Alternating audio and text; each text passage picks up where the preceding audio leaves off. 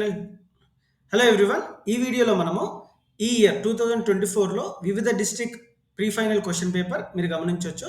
ఇవన్నీ ఈ year conduct చేసిన ప్రీ ఫైనల్ క్వశ్చన్ పేపర్స్.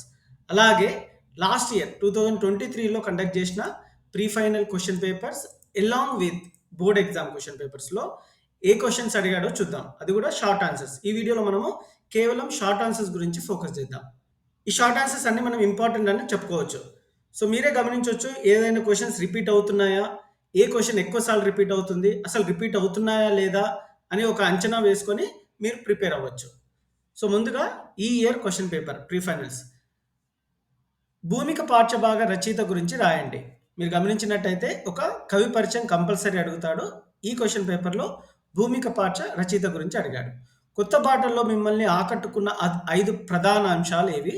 నగర జీవితం నరకప్రాయం పాఠం ఆధారంగా సమర్థించండి. మనిషి రూపంలో పుట్టిన రాక్షసులెవరని కవి తెలిపాడు. ఇంకో డిస్ట్రిక్ట్ క్వశ్చన్ పేపర్. పండితులు ఎటువంటి గుణాల వలన గౌరవింపబడతారు? భిక్ష పాఠ్య భాగ కవిని గురించి రాయండి. కవి పరిచయం.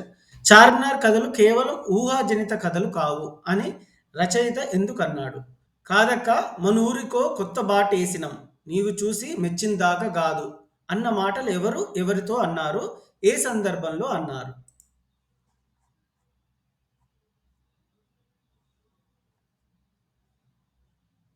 వీర తెలంగాణ పాఠ్యభాగ రచయిత గురించి రాయండి. ఎంతటి ఎత్తులో గెదిగినా ఉంటుంది పరీక్ష అన్న కవి మాటలను మీరు ఎలా అర్థం చేసుకుంటున్నారు? ఇలాంటి కొటేషన్స్ ఉన్న క్వశ్చన్స్ షార్ట్ ఆన్సర్స్లో ఎక్కువ అడుగుతున్నారు స్టూడెంట్స్. మీరు ఫోకస్ చేయాల్సి ఉంటుంది. నీ ప్రాంతం భాష వింటుంటే నీకు ఎలాంటి అనుభూతి కలుగుతుంది, ఎందుకు? అక్క రెచ్చబండను రాగి చెట్టును ఎందుకు మెచ్చుకుంది?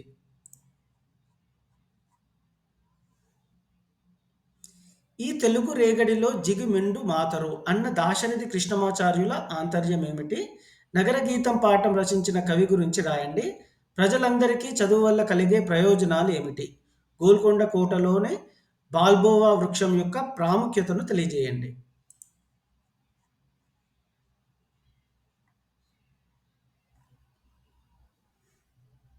వలది దానము గీనమున్ అను మాటలు ఎవరితో ఏ సందర్భంలో అన్నారు? ఇసుక గుండెలు పగిలితే అది పైరవుతుంది అన్న కవి మాటల్లో ఆంతర్యం ఏమిటి? గోల్కొండ పట్టణము పాఠ్యభాగ రచయితను గురించి రాయండి. కవి పరిచయం. ఆడవాళ్ళ నోట అసలైన భాష ఉంటుందని రచయిత ఎందుకు అభిప్రాయపడ్డాడు?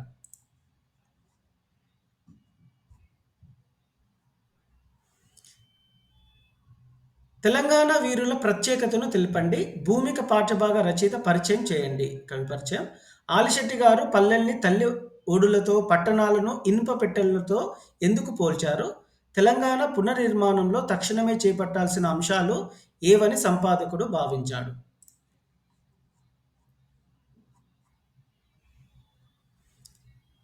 జంకని అడుగులు కదిలితే అది దారవుతుంది అనే వాక్యం ద్వారా విద్యార్థులకు సీనారే ఇచ్చే సందేశం ఏమై ఉండవచ్చు? వలది దానము గీనమున్ బనుపుమా వర్ణిన్ అను మాటలు ఎవరితో అన్నారు, ఎందుకు? కొత్త బాట పాఠ్యభాగ రచయిత్రి గురించి రాయండి.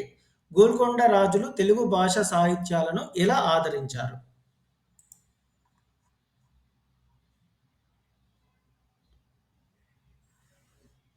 టక్సాలి తెలుగు అని ఏ ప్రాంతపు తెలుగును అంటారు, ఎందుకు? భాగ్యరెడ్డి వర్మ గారి వారి కాలంలో ఉన్న మూఢనమ్మకాలను నిర్మూలించడానికి ఏ విధంగా కృషి చేశారు? భిక్ష పాఠ్యాంశాన్ని రచించిన కవి గురించి రాయండి. కవి పరిచయం. హైదరాబాద్ నగరం కాస్మోపాలిటన్ నగరంగా ఎదిగింది అంటే మీకు ఏం అర్థమవుతుంది?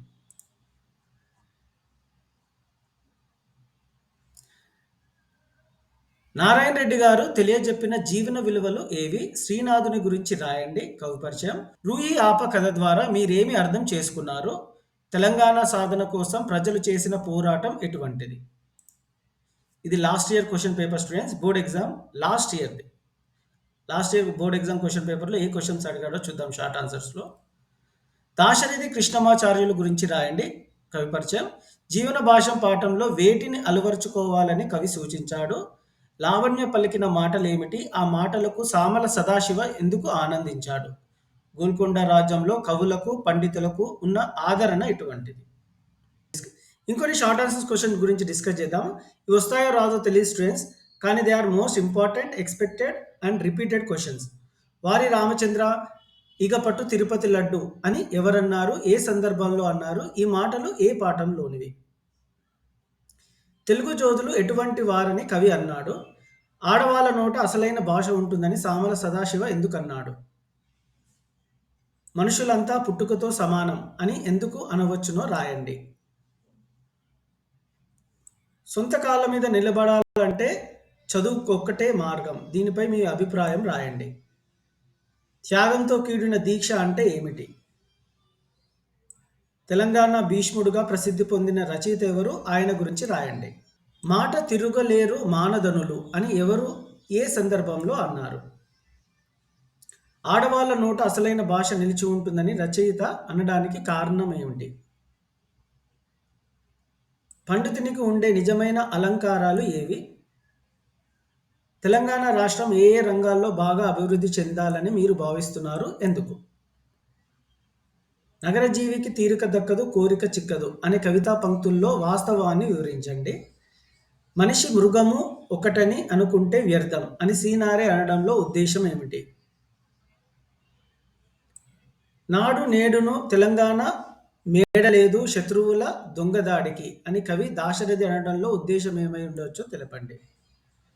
ఆడిన మాట తప్పకూడదు ఎందుకో రాయండి. దూర్జటి మహాకవి పరిచయం చేసి ఆయన రచనలో పేర్కొనండి. నగరారణ్య హోరులో నరుడు జీవన ఘోష చెప్పతరం కాదు, సమర్థించండి. నెల్లూరు కేశవస్వామి చార్మినార్ కథలు రాయడానికి గల కారణాలు తెలపండి. రేపాడి మేలుకని ఏనే పాపాత్ముని ముఖం బీని క్షించితునో అని వ్యాసుడు అనుకోవడంలో ఆంతర్యం ఏమిటి? కప్పగంతుల లక్ష్మణ శాస్త్రి గారు వారి రామచంద్ర ఇగ పట్టు అనడం రచయితకు ఎందుకు వింతగా అనిపించింది? సంపాదకీయాలు పత్రికల్లో ఎందుకు రాస్తారు? ఇవన్నీ షార్ట్ ఆన్సర్ క్వశ్చన్స్ స్టూడెంట్స్, మీకు డెఫినెట్గా హెల్ప్ఫుల్ అవుతాయి. Please prepare accordingly and all the best for your exams.